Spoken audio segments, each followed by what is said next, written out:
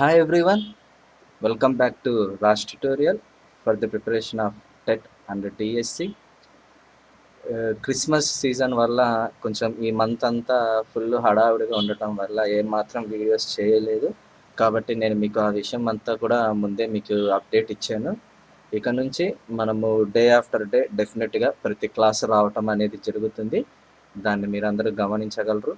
మీరు మన ఛానల్ని ఫస్ట్ టైం విజిట్ చేస్తున్న వారైతే గిన మీరు సబ్స్క్రైబ్ చేసుకుని పక్కనే ఉన్న బెల్ ఐకాన్ యాక్టివేషన్ చేయండి. అప్పుడు మీకు మా వీడియోస్ అన్నీ కూడా నోటిఫికేషన్ రూపంలో రావటం జరుగుతుంది. మీరు చూస్తున్న ఈ పీడిఎఫ్ని అదేవిధంగా వాట్సాప్ టెలిగ్రామ్ గ్రూప్స్ లింక్స్ని నేను డిస్క్రిప్షన్లో ప్రొవైడ్ చేస్తాను. మీరు అక్కడికి వెళ్ళి డౌన్లోడ్ చేసుకొని చెక్అవుట్ చేయొచ్చు. ఈరోజు క్లాస్ వచ్చేసి పార్ట్ 26. మనం పర్స్పెక్టివ్స్ 25 క్లాసెస్ కవర్ చేశాము. ఈరోజు వచ్చేసి 26th క్లాస్. ఈ రోజుతో మానసిక వైకల్యం అనేది అయిపోతుంది. ఫర్దర్గా మనము శ్రవణ వైకల్యం గురించి డిస్కస్ చేస్తాము. ఇక్కడ మనం గమనించినట్లయితే ఇప్పుడు టోటల్గా 25 క్లాసెస్ అయిపోయాయి కదండి. మీలో ఎవరైనా కేవీఎస్కి ప్రిపేర్ అయిన వాళ్ళు ఎవరైనా ఉంటే గిన ఐ మీన్ కేవీఎస్ పిఆర్టీకి మనకు కేవీఎస్ నోటిఫికేషన్ అనేది ఇవ్వటం జరిగింది. ఆ పిఆర్టీలో ఒక ప్యాటర్న్ అనేది ఎగ్జామ్ ప్యాటర్న్ ఎలా ఉంటుందన్నది కూడా నేను మన గ్రూపులో పోస్ట్ చేశాను.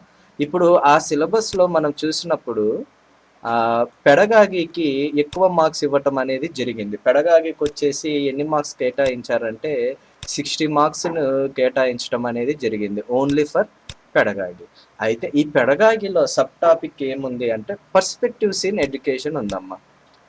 ఈ అంటే మనం డిస్కస్ చేస్తున్న క్లాసెస్ ఈ పర్స్పెక్టివ్స్ ఇన్ ఎడ్యుకేషన్ వచ్చేసి ఈ పెడగాగిలో భాగంగా కేవీఎస్ పిఆర్టీలో ఎన్ని మార్క్స్కి ఇచ్చారు అంటే 10 మార్క్స్కి ఇవ్వటం జరిగింది. ఎవరైనా కేవీఎస్కి ప్రిపేర్ అయ్యే వాళ్ళు ఉంటే గిన మనకు ఈ క్లాసెస్ అనేది బాగా యూజ్ అవుతుంది. కాబట్టి మీరు దాన్ని గమనించగలరు. ఓకేనా, ఇక మనం ఆలస్యం చేయకుండా టాపిక్లోకి వెళ్దాము. ప్రీవియస్ 25 క్లాసెస్ని కూడా నేను డిస్క్రిప్షన్లో ప్రొవైడ్ చేస్తాను లింక్స్. మీరు అక్కడికి వెళ్ళి ఆ క్లాసెస్ వినొచ్చు. ఓకేనా, ఇప్పుడు మనము ఈరోజు సబ్ టాపిక్ వచ్చేసి మానసిక వైకల్యం యొక్క కారణాలు, అంటే మానసిక వైకల్యం రావటానికి కారణాలు ఏమై ఉండొచ్చు. మనం ప్రీవియస్గా మానసిక వైకల్యం యొక్క వర్గీకరణ, అదేవిధంగా రకాలు అవన్నీ మనం తెలుసుకున్నాం అనమాట. ఈరోజు ఏం తెలుసుకుందామంటే ఈ యొక్క మానసిక వైకల్యము ఏర్పడటానికి కారణాలు ఏమై ఉంటాయి మొదలైన విషయాల్ని మనం ఈ క్లాస్లో చర్చించుకుందాము. డే ఆఫ్టర్ డే డెఫినెట్గా క్లాస్ అనేది ఉంటుంది. అప్డేట్ ఇస్తూనే ఉంటాను, దాన్ని మీరు అందరూ గమనించండి అమ్మ. అండ్ ఇంకో విషయం ఏంటంటే 1 month గ్యాప్ వచ్చింది కాబట్టి యూట్యూబ్ అనేది రికమెండ్ చేయదు. కాబట్టి మీరు మాత్రము లైక్ అండ్ షేర్ మాత్రం ఏమాత్రం మర్చిపోవద్దు. ఇక మనం ఆలస్యం చేయకుండా టాపిక్లోకి వెళ్ళినట్టయితే ఈ యొక్క మానసిక వైకల్యం ఏర్పడటానికి చాలా కారణాలనే ఉన్నాయి.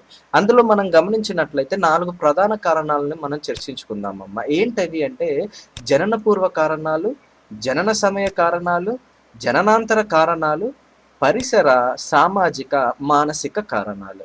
జనన పూర్వ కారణాలు అంటే ఏంటి అంటే శిశువు జన్మించక ముందు, అంటే తల్లి గర్భంలో ఉన్న సమయంలో తల్లి తీసుకునే మందులు కావచ్చు, తల్లి తీసుకునే పౌష్టిక ఆహారం కావచ్చు, వాటన్నిటి గుండా ప్రభావితమయ్యే కారణాలు. జనన సమయ కారణాలు ఏంటి అంటే శిశువు జన్మించే సమయంలో అప్పుడు తల్లి తీసుకునే జాగ్రత్తలు ఏంటి, తల్లి తీసుకునే అజాగ్రత్తలు ఏంటి మొదలైన వాటి విషయాలు. జననాంతర కారణాలు అంటే శిశువు పుట్టిన తర్వాత. అదేవిధంగా పరిసర, సామాజిక, మానసిక అంటే పరిసరాలు ఎలా ప్రభావితం చేస్తే మానసిక వైకల్యం ఏర్పడుతుంది, సామాజిక కారణాలు ఏంటి, మానసిక కారణాలు ఏంటి మొదలైన విషయాలను మనము ఈ క్లాస్లో డిస్కస్ చేద్దాం. జనన పూర్వ కారణాలు.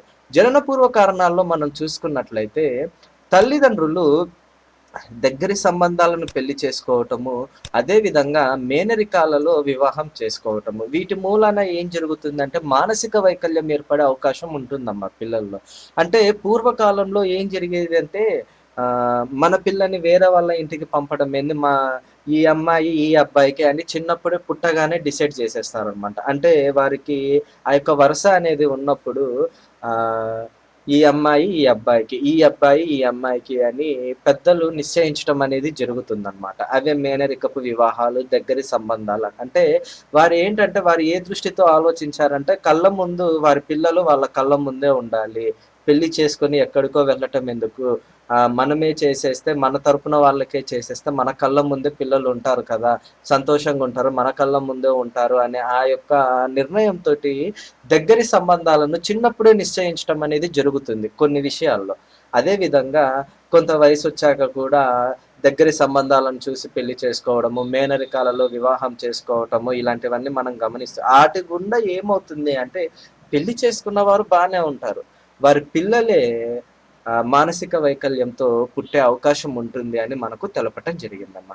అదే విధంగా తల్లిదండ్రులు బిడ్డకు జన్మనిచ్చే సమయానికి తల్లి యొక్క వయస్సు 20 సంవత్సరాల కంటే తక్కువ కానీ, 35 సంవత్సరాల కంటే ఎక్కువగా కానీ ఉన్నప్పుడు మానసిక వైకల్యం ఏర్పడే అవకాశం ఉంటుందమ్మా. మనం ప్రీవియస్‌గా కూడా నేను చెప్పాను క్లాసెస్‌లో 35 సంవత్సరాలు దాటినప్పుడు తల్లిలో ఏమవుతుందంటే ఆ యొక్క ఫెర్టిలిటీ కెపాసిటీ అనేది తగ్గిపోతుంది. అందుకే ఏ వయసుకు జరగాల్సిన ముచ్చట ఆ వయసుకు జరగాలి అని చెప్పేసి పెద్దలందరూ యవ్వన ప్రాయంలోనే మ్యారేజెస్ చేయటం అనేది జరుగుతుంది. కొంతమందికి ఏమవుతుందంటే డిలే అవ్వటం వల్ల ప్రెగ్నెన్సీ సమయాల్లో, కన్సీవ్ సమయాల్లో ఏమవుతుంది అంటే వారు ఎన్నో కష్టాలను చూడటం అనేది మనం గమనిస్తూనే ఉంటాం. ఎప్పుడైతే 35 సంవత్సరాలు దాటుతుందో తల్లికి, అప్పుడు ఏం జరుగుతుందంటే ఆ బిడ్డ పుట్టబోయే బిడ్డ మానసిక వైకల్యంతో పుట్టే అవకాశం ఉంటుంది అని మనకు తెలపటం జరిగింది. అంటే వారికి ఫెర్టిలిటీ కెపాసిటీ అనేది తగ్గిపోతుంది. ఓకేనా? నెక్స్ట్ మనం చూసుకునేదంటే క్రోమోజోమ్‌ల అస్తవ్యస్తత. అంటే ఏంటంటే మీకు తెలిసిందే మన బాడీలో క్రోమోజోమ్‌ల సంఖ్య అనేది ఉంది. ఎంత ఉంది అంటే 23 జతలు ఉండటం అనేది జరిగింది.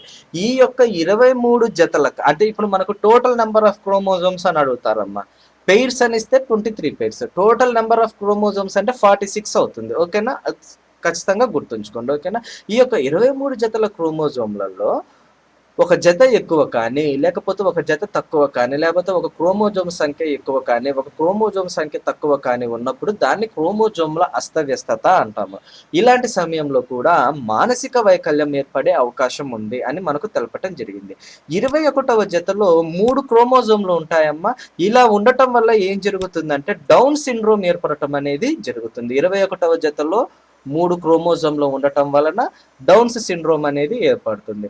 మరి శిశువు యొక్క లింగ నిర్ధారణను చేసే జత ఏది? దాన్ని మీరు కామెంట్ రూపంలో తెలియచేయండి అమ్మా. ప్రీవియస్‌గా కూడా నేను సైకాలజీలో కూడా చెప్పాను. క్రోమోజోమ్స్ గురించి వచ్చినప్పుడు.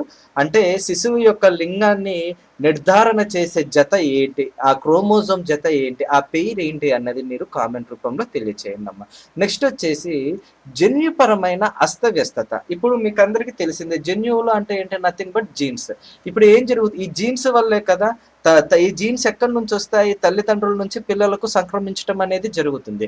ఈ యొక్క సంక్రమించే ఈ యొక్క జన్యువులలో ఏమైనా లోపాలుంటే తద్వారా ఏమవుతుంది అంటే మానసిక వైకల్యం ఏర్పడే అవకాశం ఉంది అని మనకు తెలపటం అనేది జరిగిందమ్మా. అదే విధంగా తల్లి కన్సీవ్ అయినప్పుడు మొదటి 3 నెలల్లో తల్లికి ఏమన్నా అంటువ్యాధులు సోకినప్పుడు కూడా పుట్టబోయే బిడ్డకు మానసిక వైకల్యం ఏర్పడే అవకాశం ఉంటుంది. అంటువ్యాధులు అంటే ఏమేంటివి? సిఫిలిస్, ట్యూబర్కలోసిస్, జర్మన్ మీసిల్స్ ఇలాంటివన్నమాట. అంటే తల్లి కన్సీవ్ అయిన తర్వాత కన్సీవ్ అయినాకనే తల్లి అంటారు.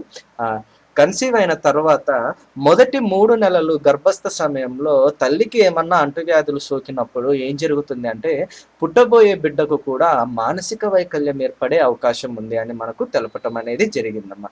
అదే విధంగా తల్లి గర్భం ధరించిన మొదటి నెలలో ఎక్స్‌రే తీయటం వలన కూడా హానికరమైన మందులు వాడటం వల్ల కూడా పిల్లవాడికి మానసిక వైకల్యం ఏర్పడే అవకాశం అనేది ఉంది.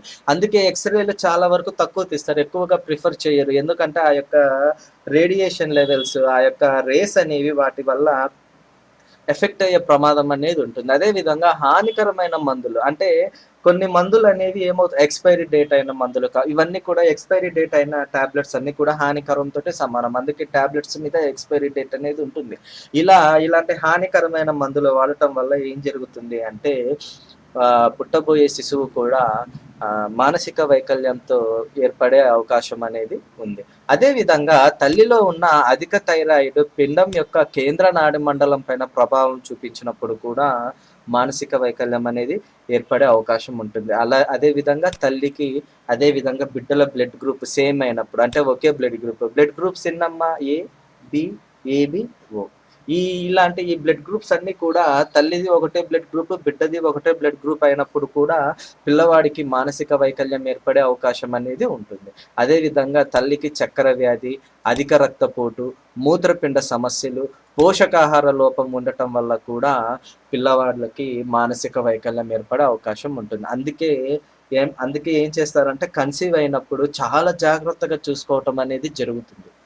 ఎందుకు అంటే మెడికేషన్స్ అనేవి తీసుకుంటూ ఉంటారు. హాస్పిటల్స్‌కి తిరుగుతూ ఉంటారు. ప్రతిసారి ఎళ్ళిన ప్రతిసారి బీపీ, షుగరు అన్నీ చెక్ చేస్తూ ఉంటారు. ఎందుకు అంటే ఇలాంటివి అంటే పిండం ఎలా ఉంది? గర్భంలో ఉన్న శిశువు ఎలా ఉన్నాడు? బాగున్నాడా? లేదా? అందుకే మీరు కొన్ని సినిమాలు గమనించినప్పుడు ఏం చెప్తుంటారంటే తల్లి, బిడ్డ ఇద్దరు సేఫ్‌గా ఉన్నారు. మీరు ఈ టాబ్లెట్స్ వాడండి అంటారు. మీరెప్పుడన్నా గమనించుంటే ఏదన్నా సినిమాలో. వెళ్ళినప్పుడు హాస్పిటల్స్‌కెళ్ళినప్పుడు ఆ తల్లి, బిడ్డ ఇద్దరు చాలా బావున్నారు. చాలా సేఫ్‌గా ఉన్నారని చెప్తూ ఉంటారు. అంటే ఇలాంటి మెడికేషన్‌లు తీసుకోవటం వల్ల పుట్టబోయే బిడ్డలో మానసిక వైకల్యంతో పుట్టే అవకాశాలున్నాయా? లేవా? అనేవి డాక్టర్స్ పరీక్షిస్తారనమాట. తద్వారా ఏంటంటే పిల్లవాళ్ళు చాలా బావున్నారు. బేబీ సేఫ్‌గా ఉంది. బేబీ చాలా యాక్టివ్‌గా ఉంది అని వారు తెలపటం జరుగుతుంది. అంటే ఇలాంటి టైంలో ఈ ప్రెగ్నెన్సీ టైంలో తీసుకునే కండిషన్సే శిశువు యొక్క భవిష్యత్తును నిర్ధారిస్తుంది. ఆ శిశువు మానసిక వైకల్యంతో పుట్టేవాడా? మానసిక వైకల్యం లేకుండా పుడుతున్నారా? అన్నది కేవలం తల్లి మీద డిపెండ్ అయ్యి ఉంటుంది. తల్లి తీసుకునే ఆహార నియమాలు, తల్లి తీసుకునే మందులు, తల్లి తీసుకునే జాగ్రత్తలు ఇవన్నీ కూడా పిల్లవాళ్ళని ప్రభావితం చేస్తుంది. ఓకేనా? నెక్స్ట్ వచ్చేసి జనన సమయ కారణాలమ్మ. ఈ జనన సమయ కారణాల్లో మనం గమనించినట్లయితే నిర్ణీత సమయం కంటే అంటే ఇప్పుడు మనం గమనించినట్లయితే డాక్టర్స్ డేట్స్ ఇస్తారనమాట. మీరు పలాని డేట్‌కి మనకు ఆపరేషన్ చేసే అవకాశం ఉంటుంది. పలాని డేట్‌కి డెలివరీ అయ్యే అవకాశం ఉంటుంది అని. అలాంటి దానికంటే ముందుగా అంటే ఒక నెల ముందుగా జన్మించటం వల్ల నెల తక్కువ పిల్లవాడు అని అంటుంటారు గదా! అట్లా అనమాట. ఈ నిర్ణీత సమయం కంటే ముందుగా జన్మించడం వల్ల కూడా మానసిక వైకల్యం ఏర్పడే అవకాశం ఉంటుందమ్మా. ముందుగా జన్మించడం వల్ల అంటే ఎన్ని వారాల మధ్య అంటే 28-34 వారాల మధ్య. ఓకేనా? నెక్స్ట్ కాన్పు జరిగేటప్పుడు శిశువుకు ఆక్సిజన్ అందకపోవడం వల్ల కూడా మానసిక వైకల్యం ఏర్పడే అవకాశం ఉంటుంది. అదేవిధంగా తల్లికి వచ్చిన పెయిన్స్, ఆ నొప్పులు అనేవి ఎక్కువసేపు ఉండటము, అదేవిధంగా బిడ్డ కాళ్ళు ముందుకు రావటము, అదేవిధంగా అధిక రక్తస్రావం అనేది జరగటము, వీటన్నిటి మూలాన కూడా పుట్టబోయే శిశువుకి మానసిక వైకల్యం ఏర్పడే అవకాశం ఉంటుంది. అదేవిధంగా తక్కువ బరువుతో పుట్టటం వల్ల మీరు గమనించినట్లయితే డెలివరీ అయినాక వెయిట్ చెక్ చేస్తారు శిశువుది. ఆ వెయిట్ చెక్ చేసేది ఎందుకు అంటే పిల్లవాడు సరైన వెయిట్‌లో ఉన్నాడా? తక్కువ ఉన్నాడా? లేకపోతే ఎక్కువ ఉన్నారా? ఏంటి అని ఎస్టిమేషన్ చేసుకోవటానికనమాట. ఇలా తక్కువ బరువుతో పుట్టిన పిల్లలకు కూడా మానసిక వైకల్యం ఏర్పడే అవకాశం ఉంటుందమ్మా.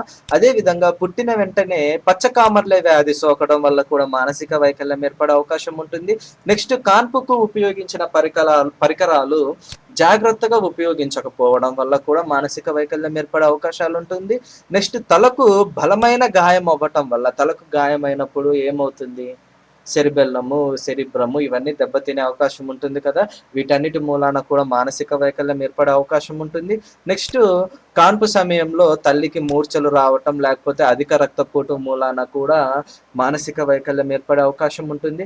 తల్లి ఉపయోగించిన మందుల వల్ల కూడా మానసిక వైకల్యం ఏర్పడే అవకాశం ఉంటుంది. అంటే ఏంటి ఆ మందులు అంటే హానికరమైన మందులు. మనం ఇందాక తెలుసుకున్నాం కదా! జనన సమయ కారణాల్లో మనం గమనించినట్లయితే నిర్ణీత సమయం కంటే ముందుగా జన్మించడము, శిశువుకు ఆక్సిజన్ అందకపోవటము, బిడ్డ కాళ్ళు ముందుకు రావటము, ఎక్కువసేపు నొప్పులు రావటము, అధిక రక్తస్రావం జరగటము, తక్కువ బరువుతో పుట్టటము, పచ్చకామర్ల వ్యాధి సోకటము, పరికరాలు సరిగా ఉపయోగించకపోవటం ఇలాంటి వాటన్ని కూడా జనన సమయ కారణాలలో భాగంగా మనకు క్వశ్చన్ అడిగే అవకాశం అనేది ఉంటుంది. నెక్స్ట్ వచ్చేసి జననాంతర కారణాలమ్మ. అంటే పుట్టిన తర్వాత ఇక్కడ మనం గమనించినట్లయితే పుట్టిన తర్వాత బిడ్డకు అతి తీవ్ర జ్వరం కానీ, మెనింజైటిస్ కానీ, ఎన్సెఫలైటిస్ లాంటివి కానీ రావటం వల్ల కూడా శిశువుకు మానసిక వైకల్యం ఏర్పడే అవకాశం ఉంటుంది. అదేవిధంగా పుట్టిన 2 సంవత్సరాలలో పౌష్టికాహార లోపం ఏర్పడితే ఇప్పుడు మీరు గమనించండి అమ్మా, నవజాత శిశు దశ అని ఏ దశలో అంటే ఏ దశను వాళ్ళు పేర్కొనటం జరిగింది. సైకాలజీలో భాగంగా నవజాత శిశు దశ అనేది ఏ కాల పరిమితికి చెందింది అనేది కూడా మీరు కామెంట్ రూపంలో తెలియజేయండి. Most important. చాలా క్లాసెస్లో కూడా అదే చాలా ఎగ్జామ్స్లో కూడా అడిగారు, అందుకని అడిగాను. అంటే పుట్టిన 2 సంవత్సరాలలో అని ఇక్కడ రావటం వల్ల, అదేవిధంగా మీకు ఆ స్టేజెస్ నవజాత శిశు దశ, బాల్య దశ, పూర్వ బాల్య దశ, ఉత్తర బాల్య దశ, కౌమార దశ, ఇలాంటివన్నీ కూడా మీకు తెలుసుంటే గిన కామెంట్ రూపంలో దాని కాల పరిమితి ఏంటి అనేది మీరు కామెంట్లో తెలియచేయండి. ఓకేనా. ఈ పుట్టిన 2 సంవత్సరాలలో బిడ్డకు పౌష్టికాహార లోపం ఏర్పడినప్పుడు కూడా మానసిక వైకల్యం ఏర్పడే అవకాశం ఉంటుంది. అదేవిధంగా పిల్లలు బొమ్మలతో ఎక్కువసేపు ఆడుతుంటారు కదమ్మా. లెడ్ అనేది విషపూరితమైంది. అలాంటి లెడ్ని వారు తెలిసి తెలియక తినడం వల్ల, దాని వల్ల కూడా మానసిక వైకల్యం ఏర్పడే అవకాశం ఉంటుంది. Next fats, carbohydrates, proteins, CPF అంటారనమాట. ఈ ఒక పర్సన్ సిపిఎఫ్ యొక్క రేషియో ఎంత ఉంటే వారు హెల్తీగా ఉంటారు అనేది కూడా మీరు కామెంట్ రూపంలో తెలియచేయండి. నేను సైన్స్ క్లాసెస్లో చెప్పాను. ఓకేనా. పిల్లల శరీరము ఈ యొక్క కొవ్వు, కార్బోహైడ్రేట్లు, ప్రోటీన్లు ఇవన్నీ 3 కూడా సరిగ్గా జీర్ణించుకోలేకపోయినప్పుడు మానసిక వైకల్యం ఏర్పడే అవకాశం ఉంటుంది. అదేవిధంగా బిడ్డకు తరచూ మూర్ఛ వ్యాధి రావటం వల్ల కూడా మానసిక వైకల్యం ఏర్పడే అవకాశం ఉంటుంది. ప్రమాదంలో తలకు బలమైన గాయం తగిలినప్పుడు కూడా మానసిక వైకల్యం ఏర్పడే అవకాశం ఉంటుంది. ఓకేనా. నెక్స్ట్ వచ్చేసి పరిసర కారణాలు, సామాజిక కారణాలు, మానసిక కారణాలు ఏంటి అంటే, ఆ యొక్క శిశువు యొక్క పిల్లవాళ్ళ యొక్క ఆర్థిక పరిస్థితులు, స్థితిగతులు, వారి యొక్క సాంఘిక జీవనం సరిగా లేనప్పుడు కూడా మానసిక వైకల్యం ఏర్పడే అవకాశం ఉంటుంది. అంటే ఏమవుతుందంటే, వారు చదువుకోకుండా ఏంటి మా ఇంటి పరిస్థితులు ఇలా ఉన్నాయి, ఏంటి మేమేం తప్పు చేశాము, మా కర్మ ఇలా కాలిపోయింది ఏంటి, మాకు ఆర్థిక పరిస్థితి మమ్మల్ని ఎంతగానో అంటే వారికి చదువుకోవడం అటుంచి వారి యొక్క వే ఆఫ్ థింకింగ్ మొత్తం కూడా ఆ యాంగిల్లో ఈ యొక్క సాంఘిక పరిస్థితులు, ఆర్థిక పరిస్థితులు ఎందుకు సక్రమంగా లేవు అనే ఇదిలో అటు వెళ్ళిపోతూ ఉంటుంది అనమాట వారి ఆలోచన విధానం మొత్తం. తద్వారా కూడా మానసిక వైకల్యం ఏర్పడే అవకాశం ఉంటుంది. నెక్స్ట్ తల్లిదండ్రులకు మానసిక వైకల్యం ఉంటే అది కూడా పిల్లలకు వచ్చే అవకాశం అనేది ఉంటుంది. విడిపోయిన కుటుంబ వ్యవస్థ వల్ల, అంటే కుటుంబంలో భార్య భర్త ఇద్దరు సరిగా లేరనుకోండి, పిల్లవాడు ఎంతగానో సఫర్ అవుతుంటారు. తద్వారా కూడా మానసిక వైకల్యం ఏర్పడే అవకాశం ఉంటుంది. వెనుకబడిన గ్రామీణ ప్రాంతాల వల్ల, అంటే వారికి ప్రాథమిక ఆసుపత్రి అందుబాటులో లేకపోవడము, ప్రాథమిక పాఠశాల అందుబాటులో లేకపోవడం, ఇలాంటి వాటన్నిటి గుండా కూడా మానసిక వైకల్యం ఏర్పడే అవకాశం, అంటే వారికి ఏ రోగం వచ్చినా కూడా ట్రీట్మెంట్ చేసుకోవడానికి ప్రాథమిక ఆసుపత్రి అనేది వారికి దగ్గరలో అందుబాటులో ఉండదు. చదువు నేర్చుకోవడానికి ప్రాథమిక పాఠశాల అనేది అందుబాటులో ఉండదు ఈ యొక్క వెనకబడిన గ్రామీణ ప్రాంతాల్లో. తద్వారా ఏమవుతుందంటే పిల్లవాడికి మానసిక వైకల్యం ఏర్పడే అవకాశం, ఇవన్నీ కూడా పరిసర కారణాల కిందికి వస్తాయన్నమాట. నెక్స్ట్ కఠినమైన క్రమశిక్షణ, ఉద్వేగ స్వభావము, సరైన ఉన్ముఖీకరణం లేకపోవటం వల్ల కూడా మానసిక వైకల్యం ఏర్పడే అవకాశం ఉంటుంది. ఓకేనా. ఇది ఈరోజు క్లాస్ అమ్మ. మీరు ఈ వీడియోను లైక్ చేసి షేర్ చేయండి. మనం ఫర్దర్గా నెక్స్ట్ క్లాస్లో కలుద్దాము. మీకు చెప్పాను డే ఆఫ్టర్ డే ఇంకా ఖచ్చితంగా క్లాసెస్ వస్తాయి. కేవలం క్రిస్మస్ సీజన్ వల్ల, పండుగ హడావుల్లో ఉండటం వల్ల క్లాసెస్ ఏం చేయలేకపోయాను. I'm signing out. Bye bye.